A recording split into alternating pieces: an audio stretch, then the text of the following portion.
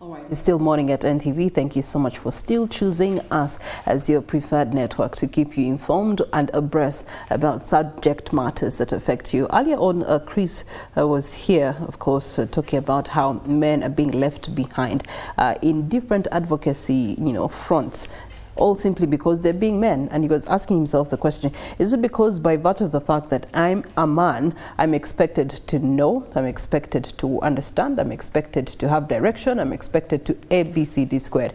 All these expectations that we put on our men. And it begs the question, what is the unspoken expectation of men as far as sexual reproductive health rights is concerned? What is their place? Are they just supposed to be escorts, or are they supposed to be front runners of these sexual rights? Well, we dig into that in our tech note, gender equity and male engagement. The backbone of it being that sexual reproductive health and rights has continued to be one of the most contested issues in Uganda for us, yet it is a cornerstone of development and societal progress. Now, as a country, we continue to perform poorly on most SRHR indicators, having one of the highest fertility rates in sub-Saharan Africa at 5.2 children for every woman of reproductive health, and this is from a report that dates back to 2022. Furthermore, the maternal mortality ratio remains high at 189 deaths of every 100 live births. Now, that is a lot.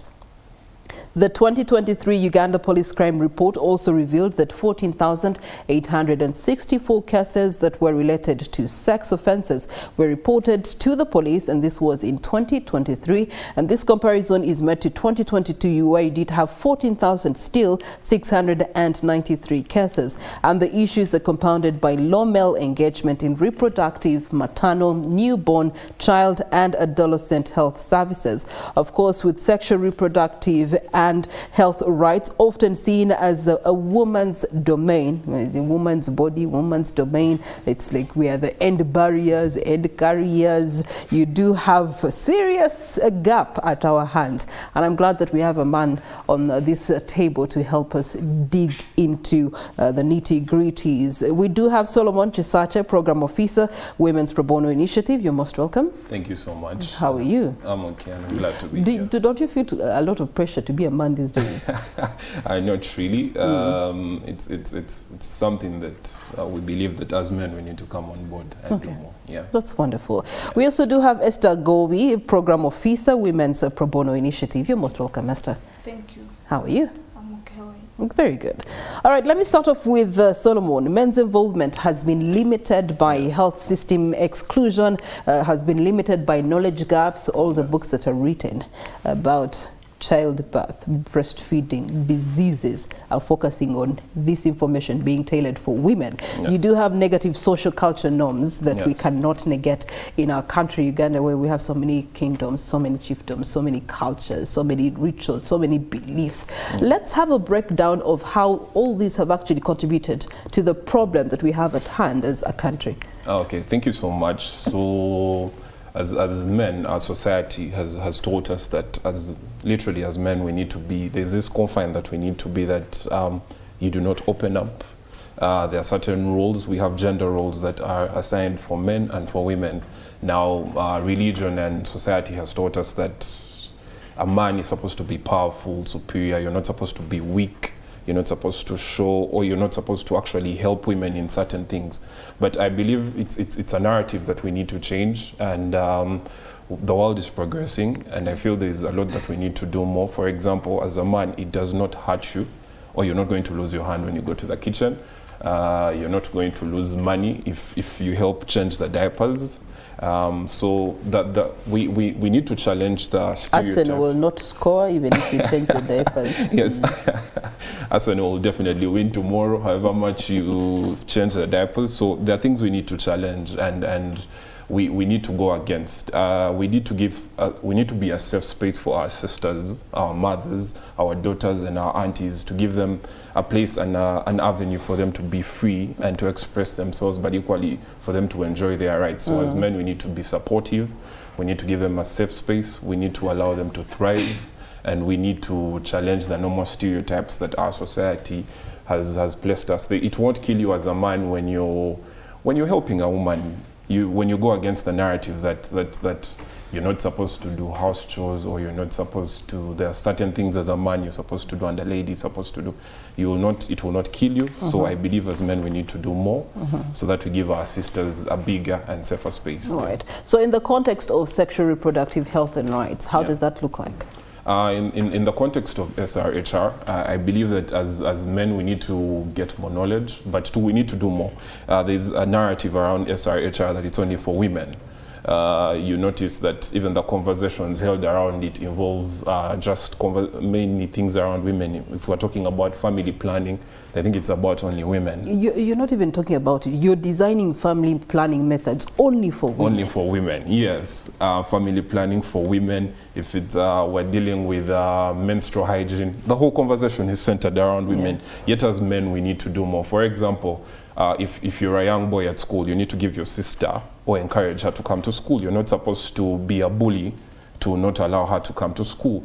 If you're a husband, you're escorting your wife to antenatal care, but equally practicing some family planning methods as a husband does not affect you. For example, getting a vasectomy as a man, that's all under SRHR. They say they will be losing their manhood, yet women will lose an inch of ourselves every other time we have to go to the bath. Those are the narratives we need to change as men, and we need to adopt to. And then also using a condom as a man, you're not losing much. You're preventing an unwanted pregnancy that you would have maybe brought up, but I do feel as men, there's a lot more. We also need to tailor around information around for men so that we stop focusing it more on women, but equally bring men on board with the kind of information that we release. Allow me to put you on a hotter seat. Yes. All this is being said and done, but you see, at the table of decision making, it's dominantly men that are making these decisions. True. And they will make the decisions comfortably for the women, to the women, in the name of helping women. And yet, in actual sense, they're just protecting themselves. And us, we don't have to. We are okay. I mean, so I feel like the conversation is meaningless down here if at a decision-making level it is being pushed, or the narrative is being pushed towards women by our very own brothers that you are talking about. True. For the decision-making body now, I feel as well, one, it begins with how we train our boys from a young age. We need to train our young boys. If you have a son or if you have a child, you need to train your son that there are certain things that they need to accept. Gender equality, that their sisters' rights are important as their rights. You know, we grow up in homes where you're told that a boy, you sit, your sister has to do the dishes, your sister, a girl is brought up in a role that she has to think about giving birth, being a mother, being a wife, and it's taken as a huge duty and burden. So it begins how we nurture, right from how we nurture our kids, right from birth, and so that they grow up with the mentality that my sister's rights or my mother's rights are important and key, that I need to focus on them, so that when they become leaders, it's easy for them to make proper decisions. However, I also encourage us as when it comes to decision making, as voters, we need to also put our leaders to accountability. We need to ask them what are they doing much more for menstrual hygiene or any other SRHR related program. For example, the government once promised free sanitary pads. Yeah, and then after that they slapped extra taxes on it. Yes, yes, and no one is holding them accountable. No one is talking about it, and it's something that just went out like that. So equally, as citizens and as people in our country, we need to hold these people accountable so that they do more, but equally they focus on what we need. All right, you have made mention of the government. Esther, this is where I'd like you to come in. On the side of the government, they will defend themselves that they have put legal policy and guideline frameworks for sexual reproductive health and rights in Uganda. And so it feels that there's already a protection mechanism for them. But however, when you look at it, it's inadequately not targeting men and boys. It's also not addressing the whole power dynamic in there. Can you break down for us which are some of these policies or legal frameworks that do currently exist that could use some editing? Okay, thank you. Well, I would say that Uganda has a strong legal policy that protects women and leaves out men to to a greater extent. Our legal policy provides more for women, more statutes that are enacted. They protect more for the women and leave out the men. But there are those to a lesser extent that protect the men too. For example, the Constitution, the 1995 Constitution of Uganda, it guarantees and provides for equal rights for both the men and the women. That means all the men and the women are supposed to provide respect for one another. Then there is the Prevention of Human Trafficking Act.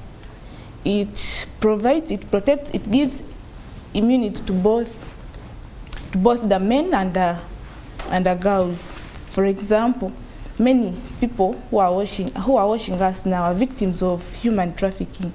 They go to villages, they pick young kids, young boys and young girls, they take them to their homes to work as houseboys, housemaids, and then when they reach there, they start mistreating them, violating them, just because they exploit them, because maybe they don't know about their rights, they can't talk because of poverty, they do exploit them, and then they, on addition to that, when they maybe commit just a small crime like this, they shop their salaries.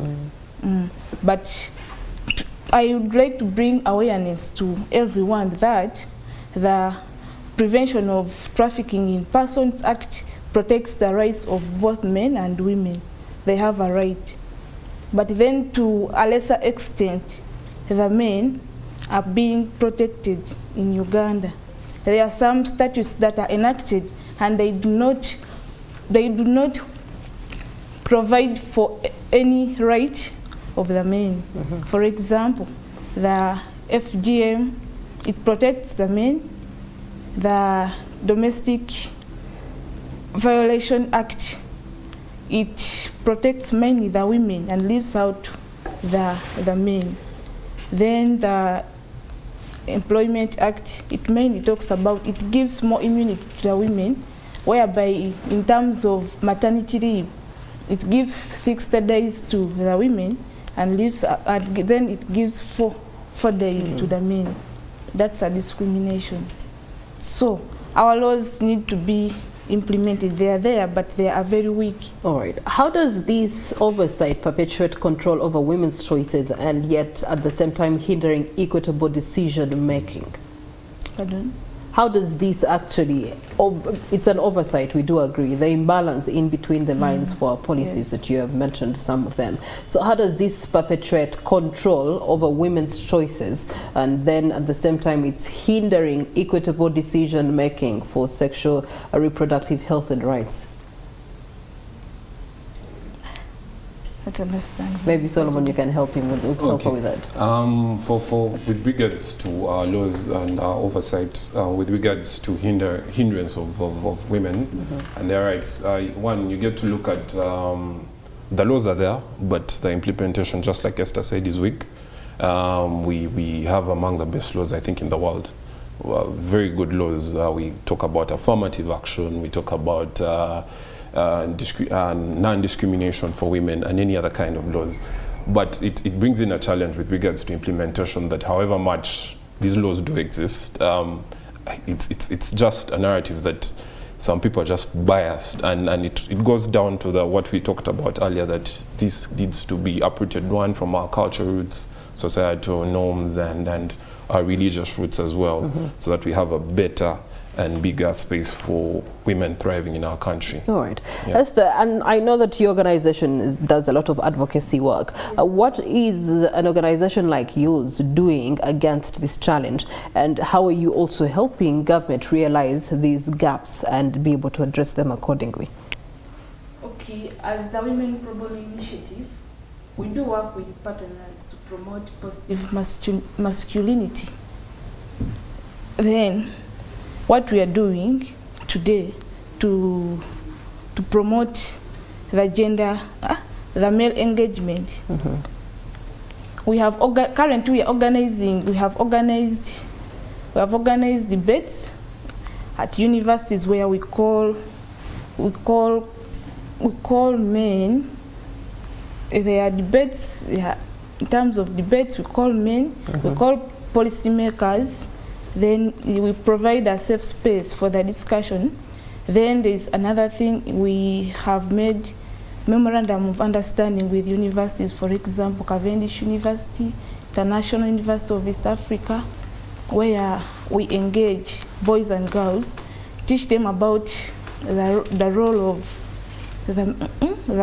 of men and women in promoting the gender justice. Then we do community-based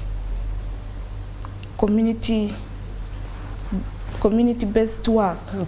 Yeah, we invite community members, discuss them and teach them about gender equality. Okay, so on the side of government, they have come up with a strategy to address the above issue. Government of Uganda has developed a national male involvement strategy for the prevention and response to gender-based violence for our men and women in Uganda. The big question is, how is this working, and what are the nitty-gritties into this strategy that actually do address the challenges that were spoken about earlier, Solomon?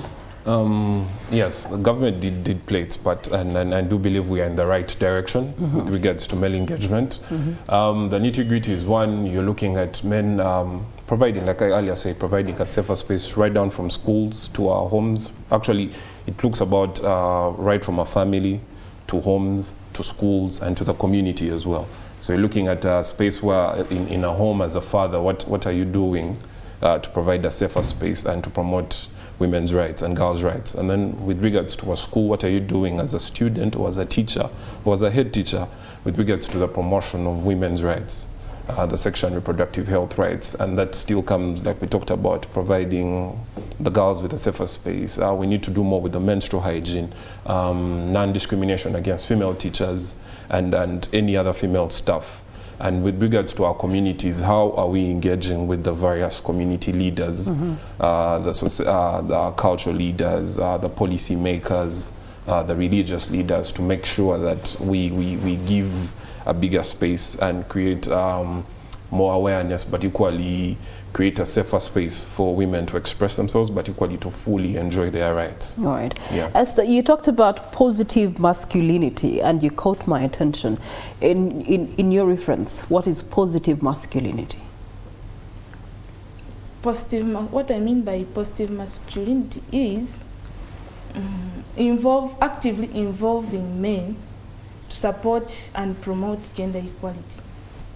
That's what I mean by positive masculinity. All right. And so from the strategy that we see on a national level now, how do we hope that it will actually empower our men to be positive and masculine in pushing the agenda forward? First of all, we believe that 90% of the offenses that are being committed on women are caused by men. For example, assault. Not because they want or they are aware, but they are ignorant about the law and rights of women. They do not know what it costs, what the impacts of what they are doing in most cases.